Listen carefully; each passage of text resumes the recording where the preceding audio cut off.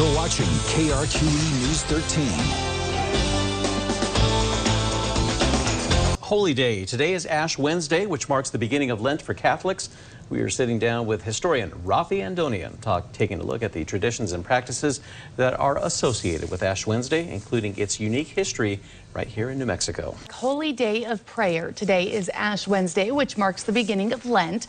Its purpose is to focus the Christian's heart on repentance and prayer through personal and communal confession. We're joined this morning by our favorite historian, Raffi Andonian, taking a look at the traditions and practices of Lent. Good morning, Raffi. Good morning. Thanks so much for being here this morning. We always love having you on. Tell us, what are the traditions and origins of Ash Wednesday? Ash Wednesday is not technically in the Bible.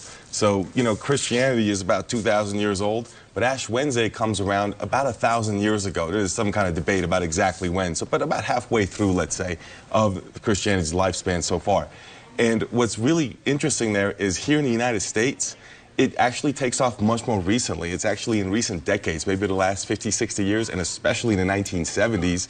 Because in the 1970s, there's this larger movement of a couple of things. One, connecting the spiritual to the physical a little more. And if you think about Ash Wednesday, you're physically marking, right, a spiritual thing.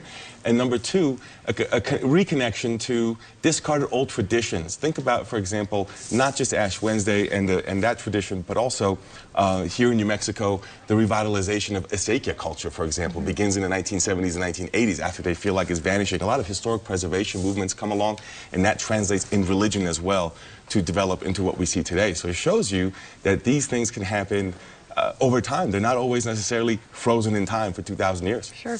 You mentioned Ash Wednesday itself. There's some questions about when it was originated, about 1,000 years ago. How has Ash Wednesday and Lent changed throughout history? Well, Ash Wednesday is the beginning of Lent. Now, you think about Lent, it sounds a lot like length, right? Well, Lent is an Anglo-Saxon word, so we're talking about the Anglo tribes and the Saxon tribes, and that's an Anglo-Saxon term that means length, as in lengthening. You know, right now the days are lengthening, right, in the spring, right? They're getting longer. That's where it comes from. But so it's actually predates Christianity, but Christians take it on for Easter. At first, it's like a 40-hour fast. Then it becomes sort of a week-long thing. It changes over time. It was especially for people to get baptized on Easter. Well, eventually, it expands and becomes this 40-day thing, although it's not technically 40 days. It's 42 days, then it's 46 days because you exclude Sundays. And then the traditions behind it change over time as well. So the times are changing for it, but also the traditions. For example, you used to not be able to eat fish during Lent. Now you can, right? You used to not have to eat meat the entire time. Now you can, except for Fridays. Right. So we've adjusted some of these things. We've introduced this thing where you do acts of charity or give up a bad habit or something like that. That also adjusts, that's an adjustment from the past. So it shows you that traditions change over time. History is about change over time. Traditions are not frozen in time. They're changing with the culture that's around them. Lent is historically special here in New Mexico. We take it very seriously across the state. How come? Well, New Mexico, unlike most of the rest of the United States, has very strong Catholic roots, right? And so what that means is that it's going to be much more widespread here. The beautiful churches across New Mexico.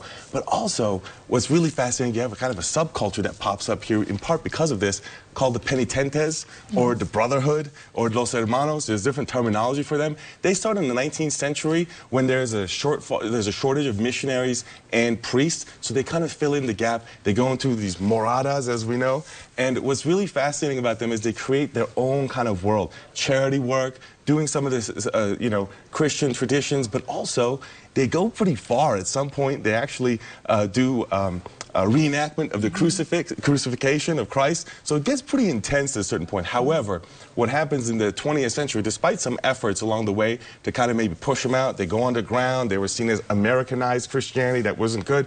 But eventually, here in the last 60 years or so, they're actually accepted and have a reconciliation with the church, in part because their services weren't as strongly needed because you didn't have the same shortage of priests. So that demand part kind of reduced a little bit, and now they actually are recognized by the church and are reconciled, whereas before they were kind of rivals. Raffi, where can we go for more information on Lent and, of course, on you? I actually think the best place to check it out that's local for this is to go to Taos Historic Museums. And if you go to their website, you go to the Martinez Hacienda, I would say people should visit there because it's really fascinating. There's a great exhibit on this, including the Penitentes. And for me, you can go to celebrityhistorian.com. Perfect. Thank you so much again, Raffi, for being here this morning.